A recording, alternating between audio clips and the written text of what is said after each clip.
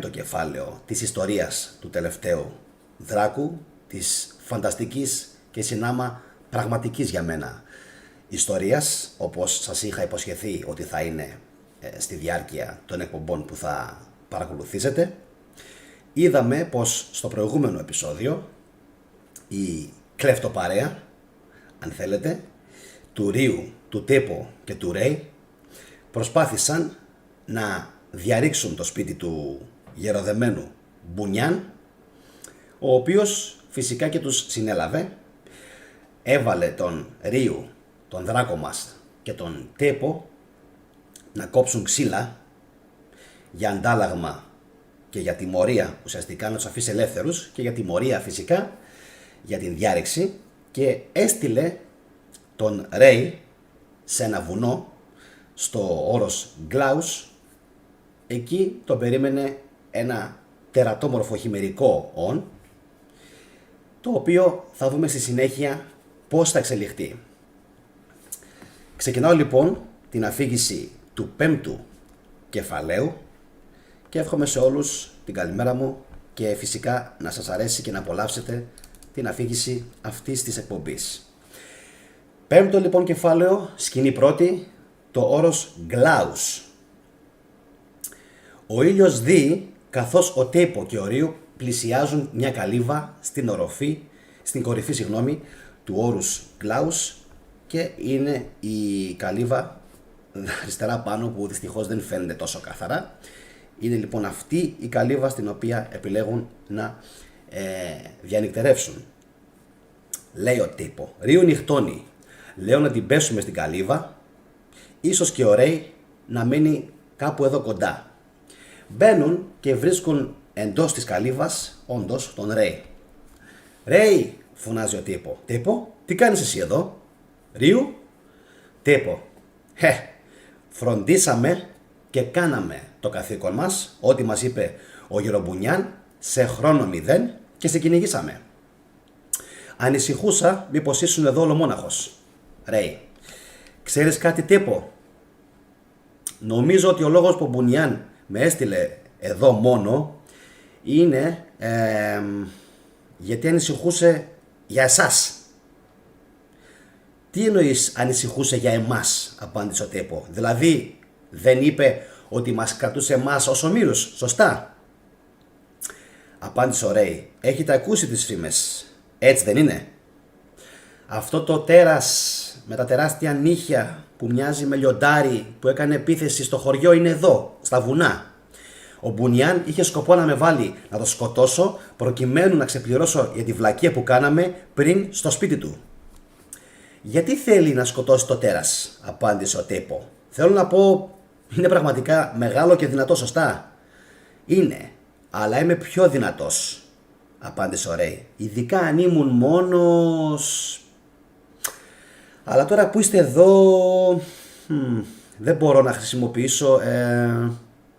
Δεν πειράζει. Τι να ήθελε να χρησιμοποιήσει άραγε ο Ρέι, που δεν μπορεί να το χρησιμοποιήσει τώρα που ήρθαν και τα φιλαράκια του στην παρέα?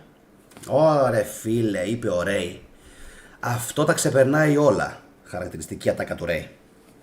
Λοιπόν, δεν οφείλει να ανησυχείς γι' αυτό τώρα. Ας ξεκουραστούμε, θα ήταν επικίνδυνο να βγούμε έξω το βράδυ. Κάποια στιγμή, προς τα ξημερώματα, ακούγεται το κλάμα και κραυγή του τέρατος που τους ξυπνάει το επόμενο πρωί. Τέπο, ξύπνα Ρίου, ξύπνα, ξύπνα. Είναι αυτό, είναι κοντά, είναι εδώ. Ω αγόρι, πάμε. Υποθέτω ότι δεν έχουμε άλλη επιλογή. Ας πάμε έξω να το πιάσουμε. Η παρέα αντιμετωπίζει το τέρας Νούε μετά την έξοδο από την καλύβα. Και είναι η σκηνή που παρακολουθείτε τώρα στις οθόνες σας, όπου έχουν έρθει αντιμέτωποι με αυτό το χειμερικό το πλάσμα. Ξύπνησε νωρίς, έτσι δεν είναι? Είπε ο Τέπο. Ένας άγριος αγώνας πάλι ξεκινά με τον Νούε, το οποίο δεν τα βγάζει πέρα με την κομπανία και το βάζει χαρακτηριστικά στα πόδια. Ρέι, ελάτε, πάμε να το ακολουθήσουμε.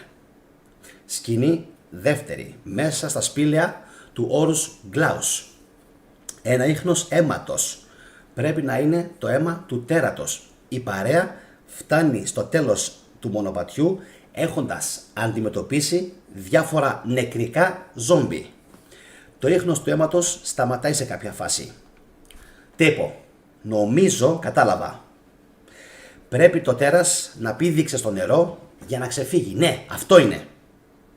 Μάλλον έχεις δίκιο, απάντησε ο Ρέι. Λοιπόν, πώς θα το κυνηγήσουμε? Τύπο, δεν ξέρω Ρέι. Εντάξει. Αυτή τη φορά ίσως το κατάλαβα πραγματικά. Βουτάμε από εδώ και μετά επιπλέουμε σε αυτό το σημείο που είδαμε πριν και ναι, αυτό είναι. Τι νομίζεις Ρίου? Έχει δίκιο ο Τέπο? Ναι, έχει δίκιο, απάντησε ο Ρίου. Συμφωνώ να πηδήξουμε στο νερό και θα μας βγάλει λογικά στη σπηλιά του τέρατος. Εντάξει Ρίου, εσύ πρώτος, είπε ο Ρέι. Και ο Τέπο φώναξε «Τζερόνιμο!». Το ρεύμα τρέχει δυνατά. Η παρέα ρισκάρισε και τελικά βούτυξε. Σκηνή τρίτη. Μετά από το άλμα στο νερό, η παρέα βρήκε τελικά τη σπηλιά του τέρατος Νούε που κατέβαινε στο χωριό και καταβρόχθιζε τις οδιές. Βλέπετε, σας το είπα, είπε ο Τέπο. Αλλά τι θα κάναμε αν συνεχίζαμε στη ροή του νερού και δεν βρίσκαμε τη σπηλιά? Θα είχαμε πνιγεί? Ρώτησε ο Ρέι. Υποθέτω πως λειτουργήσε. Εντάξει λοιπόν, οπότε πάμε. Η παρέα πλησιάζει το τέρας Νούε. Είναι το τέρας, φώναξε ο Ρέι. Φαίνεται αρκετά πληγωμένο. Αυτό κάνει τη δουλειά μας ακόμα πιο εύκολη. Σωστά Ρέι, είπε ο Τέπο. Το ελπίζω Τέπο, απάντησε ο Ρέι. Η δεύτερη μάχη με το Νούε ξεκινά, όπου ο Ρέι κάνει χρήση του σπαθιού του, το ίδιο και ο Ρίου, αλλά ο Τέπο κάνει τη μαγική επίκληση και προκαλεί εγκάβματα στο τέρας, το οποίο όντας τεράστιο προσπαθεί να τους τσαλαπατήσει, μάταια όμως καθώς η κομπανία κατάφερε και το εξουδετερώσε με πολλαπλά παράλληλα χτυπήματα στο σώμα του. Σκηνή τέταρτη. Μετά την εξουδετερώση του τέρατος Νούε. Είναι νεκρό, παράξενο. Πέθανε κάπως στα πόδια του, όρθιο, σαν να προσπαθούσε να προστατεύσει τη σπηλιά που βρισκότανε πίσω του, είπε ο Ρέι χαρακτηριστικά. Η παρέα εισέρχεται εντός της σπηλιάς. Ωρε φίλε, είναι μικρά. Είναι μικρά νεογνά του τέρατος, αλλά φαίνεται ότι έχουν πεθάνει εδώ και πάρα πολύ καιρό. Το τέρας Νούε δεν πρέπει να συνειδητοποίησε πως ήταν νεκρά και συνέχισε να τα φέρνει φαγητό. Ωρε φίλε, απάντησε ο Τέπο. Στεναχωρημένος κάπως εννοείται. Δεν ήταν πολύ στα καλά του, σωστά. Θέλω να πω, τα μικρά του ήταν ήδη νεκρά εδώ και πάρα πολύ καιρό. Ωρε φίλε, είπε ο Ρέι, αν αυτό δεν τα ξεπερνάει και πάλι όλα. Η παρέα εξέρχεται από τη σπηλιά, πηδώντας στο ποταμάκι που πηγάζει από μπροστά της και συναντάει έξω, ποιον λέτε? Τον γέρο Μπουνιάν. Λοιπόν, τσογλανάκια, πώς είναι να κάνεις μια πραγματική δουλειά για αλλαγή? Όταν έρθει η άνοιξη, τα ζώα θα επιστρέψουν και η ζωή θα πάρει λίγο πιο εύκολο δρόμο. Καλή δουλειά κάνατε όλοι. Συγχαρητήρια. Είμαι σίγουρος πως η ζωή θα επιστρέψει και πάλι στο κέδρινο δάσος. Για περίμενε λίγο ένα λεπτό, είπε ο Ρέι. Ήξερες ότι το Νούε κυνηγούσε μόνο και μόνο φαγητό για εκείνην και τα νεογνά της.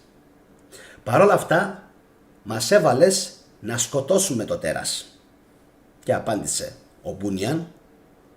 Γιατί Ρέι? Αν ήξερες ότι είχε μικρά, θα είχες αφήσει το τέρας ζωντανό? Και κάπως έτσι φτάσαμε στο τέλος του 5ου κεφαλαίου της ιστορίας του τελευταίου δράκου, του Ρίου. Θα συνεχίσουμε αύριο με το 6ο κεφάλαιο. Όσοι δεν έχετε δει την αρχή, υπάρχει και η ανάλογη playlist, την οποία φυσικά μπορείτε να παρακολουθήσετε. Τα βίντεο αυτά όπως σας έχω ενημερώσει, ανεβαίνουν και στο νέο μου κανάλι Ο Θετικός, οπότε μπορείτε να παίρνετε ενημέρωση είτε το πρωί από εδώ, είτε λίγες ώρες μετά από το κανάλι μου Ο Θετικός. Αυτά από μένα. Κάντε εγγραφή στο κανάλι, φυσικά κάντε και ένα like για να μπορέσει ο αλγόριθμος να τα σμπρώξει σε πιο πολύ κόσμο και φυσικά τα λέμε στο έκτο κεφάλαιο αυτής της υπέροχης εκπομπής.